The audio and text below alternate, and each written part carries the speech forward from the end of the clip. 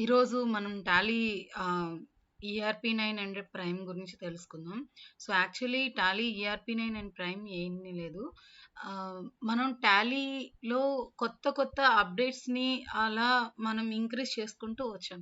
So, అలానే ఇప్పుడు Tally prime అని కొత్త వెర్షన్ కూడా వచ్చింది. సో, టాలీ ప్రైమ్‌లో అండ్ టాలీ ఈఆర్‌పీ 9లో ట్రాన్సాక్షన్స్ ఎలా వేయాలి, ఇవన్నీ మనం నేర్చుకుంటాం. సో, బిఫోర్ దట్ మనం టాలీ యూజ్ చేయాలంటే మనకి అకౌంటింగ్ నాలెడ్జ్ ఉండాలి. సో, అకౌంటింగ్ నాలెడ్జ్ అంటే కంప్లీట్‌గా క్వాలిఫికేషన్ బేస్ చేసుకొని కాదు.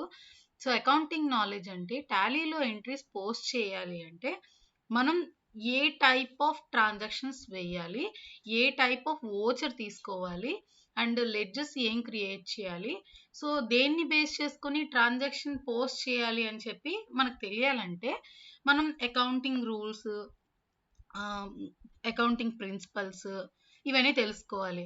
సో, అకౌంటింగ్ ప్రిన్సిపల్స్ ఏంటి అంటే యాక్చువల్లీ ఈ టాలీలో అకౌంట్స్ వేయటం కోసం మనకి అకౌంట్స్ 3 టైప్స్‌లో డివైడ్ చేసున్నాయి. సో, 3 టైప్స్ ఏంటి అంటే personal account, real account, nominal account.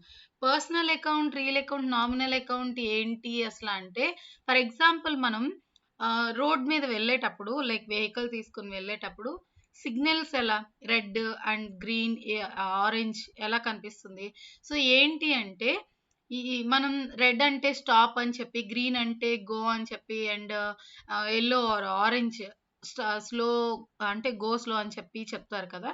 So, అలానే ఇక్కడ టాలీలో ఒక ఎంట్రీ పోస్ట్ చేయాలంటే మనం ఈ 3 రూల్స్‌ని చూసుకోవాలి. సో, ఈ 3 రూల్స్ చేయాలంటే మనకి ఎంట్రీలో లెడ్జర్ ఐడెంటిఫికేషన్ రావాలి, వోచర్ ఐడెంటిఫికేషన్ రావాలి, తర్వాత అకౌంటింగ్ ఐడెంటిఫికేషన్ తెలియాలి. సో, ఇవన్నీ అయిన తర్వాత మనం పోస్టింగ్ అనేది చేస్తాం. ఓకే. సో, ఇవి తెలియాలి అంటే మనకి నేను ఆల్రెడీ మీకు చెప్పాను. ఏంటంటే accounts are 3 types. Okay. Accounts are 3 types. So, first one ఏంటి అంటే personal account, second one real account, అలానే third one nominal account. Okay. ఇలా 3 టైప్ ఆఫ్ అకౌంట్స్ వచ్చాయి. సో, పర్సనల్ అకౌంట్ ఎప్పుడు యూజ్ చేయాలి? రియల్ అకౌంట్ ఎప్పుడు యూజ్ చేయాలి? Nominal account ఎప్పుడు యూజ్ చేయాలి?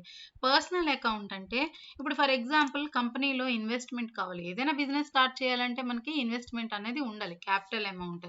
సో, ఆ ఇన్వెస్టర్‌ని క్రియేట్ చేసేటప్పుడు, ఆ ఇన్వెస్టర్‌కి రిలేటెడ్‌గా ఉండే ట్రాన్సాక్షన్స్ వేసేటప్పుడు మనం పర్సనల్ అకౌంట్ కింద కన్సిడర్ చేస్తాం. ఓకే. మళ్ళీ ఇప్పుడు ఫర్ ఎగ్జాంపుల్ నేను కంపెనీ పెట్టాను. నా కంపెనీకి నేను ఇన్వెస్టర్ అయినప్పుడు సో, ఇప్పుడు నాకు ఒక లైక్ బయట పర్సన్‌కి కొంత అమౌంట్ ఇవ్వాలి.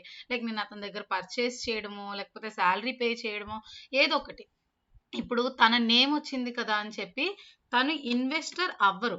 ఓకే. మన కంపెనీకి మనమే ఇన్వెస్టర్ అవుతాం. సో, ఇన్వెస్టర్స్ నేమ్స్ వచ్చిన ప్రతిసారి ఇన్వెస్టర్ అని కన్సిడర్ చేయకూడదు. ఇది పర్టిక్యులర్‌గా గుర్తుపెట్టుకోవాల్సిన option. Okay. Next real account చూద్దాం. రియల్ అకౌంట్‌లో మనం ఓన్లీ లైక్ ఎలా అంటే all type of assets. Okay. All type of assets. ఏంటి ఆల్ టైప్ ఆఫ్ అసెట్స్ అంటే మళ్ళీ మనకి అసెట్స్ కూడా 2 టైప్స్ ఉన్నాయి. ఏంటి? ఫిక్స్డ్ అసెట్స్ ఉన్నాయి. Fixed and current assets. Okay. So, fixed అసెట్స్‌లో ఏమొస్తాయి? కరెంట్ అసెట్స్‌లో ఏమొస్తాయి? మనం చూసుకొని ఆ రియల్ అకౌంట్ కింద కన్సిడర్ చేస్తాం. లైక్ ఫిక్స్డ్ అసెట్స్ అంటే బిల్డింగ్స్, ల్యాండ్ ఇలాంటివన్నీ వస్తాయి కదా! అవన్నీ ఫిక్స్డ్ అసెట్స్‌లోకొస్తాయి. మరి కరెంట్ అసెట్స్ ఏంటంటే క్యాష్ వస్తుంది. ఓకే. అలానే నామినల్ అకౌంట్. నామినల్ అకౌంట్‌లో పర్టిక్యులర్‌గా మనం చూడాల్సింది ఏంటంటే all type of expenses. Okay. All type of expenses and incomes. Okay. So, ఇలా మనం 3 టైప్ ఆఫ్ అకౌంట్స్‌ని ఎంట్రీస్ వేస్తాం. అంటే నేను ఒక ఎంట్రీ చూపించగానే అది పర్సనల్ అకౌంటా, రియల్ అకౌంటా, నామినల్ అకౌంటా అనేది మనం ఐడెంటిఫై చేయాల్సుంటుంది.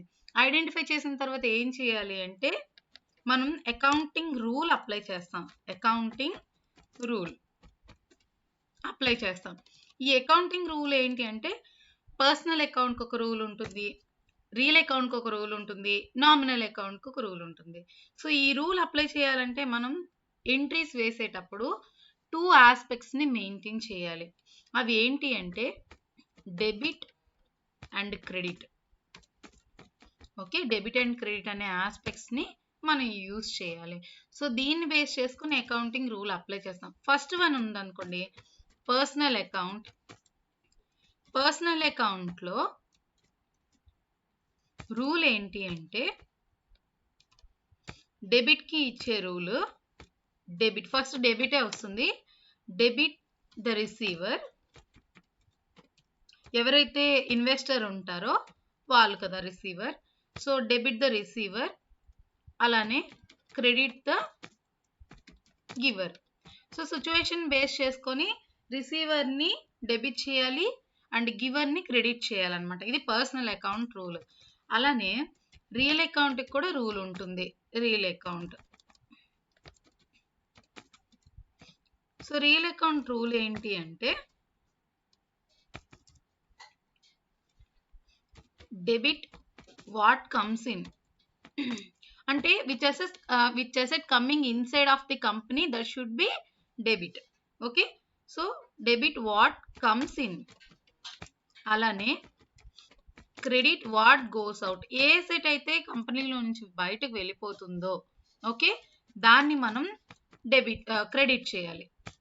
సో ఇది రియల్ అకౌంట్ రూల్. అలానే third one nominal account.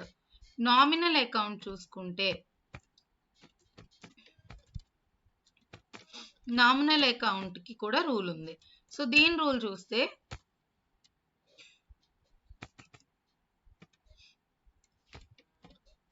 Debit all expenses. చూడండి మనకి ప్రతిసారి డెబిటే ఫస్ట్ వస్తుంది. Okay, debit all expenses, credit all incomes. Okay, so ఇక్కడ మనం ఇంకొకటి కూడా యూజ్ చేస్తాం, ఎక్స్పెన్సెస్తో పాటు ఆర్ లాస్ కూడా చూస్తాం మనం. ఓకే, లాస్ కూడా ఒక్కొక్కసారి మనం అంటే లాస్ని కూడా నామినల్ అకౌంట్లోకి తీసుకొస్తాం. ఓకే, సో ఇక్కడ ఆర్ వచ్చేసి మళ్ళీ ఇక్కడ ప్రాఫిట్ని చూస్తాం, ఏవైతే ప్రాఫిట్ వస్తుందో ఆ ప్రాఫిట్ని నామినల్ అకౌంట్లోకి వేస్తాం. ఈ రూల్స్ వస్తే మనం ఒక ఎంట్రీ చూడగానే ఆ ఎంట్రీని బేస్ చేసుకొని ఓకే ఆ ఎంట్రీని బేస్ చేసుకొని మనం డెబిట్ చేయాలా క్రెడిట్ చేయాలా అనేది, అది పర్సనల్ అకౌంటా రియల్ అకౌంటా నామినల్ అకౌంటా అనేది చూడాలి.